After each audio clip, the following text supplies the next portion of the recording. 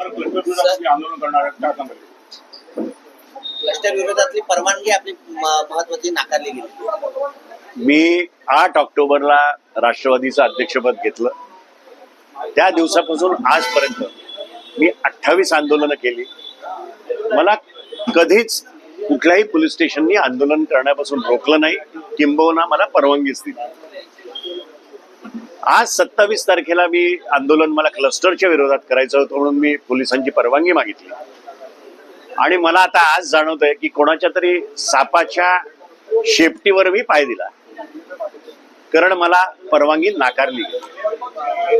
त्याचं मला सांगण्यात आलं की 1 सप्टेंबर पर्यंत आपण परवानगी देऊ शकत नाही, कारण काय 4हून जास्ती लोक एका ठिकाणी येण्याची बंदी घातली.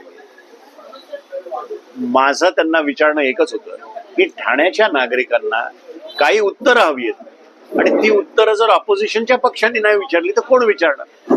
तुम्ही 12.5% FSI देताय, तुम्ही 3,500-4 हजार एकर जमीन चं डेव्हलपमेंट करताय, तुम्ही एक SPV व्हेकल एक कंपनी आणली आहे आणि तुम्ही महासभेचे सगळे अधिकार संपवताय आणि या कंपनीला अधिकार देताय की कुठल्या डेव्हलपरला द्यायचं, काय द्यायचं. तर ठाण्याच्या नागरिकांना तुम्हाला उत्तरं दिली पाहिजेत.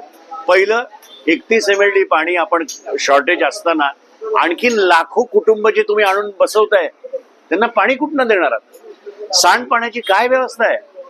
रस्त्याची काय व्यवस्था आहे? तुम्ही ह्या एवढा जो कचरा होईल तो कुठे टाकणार आहात?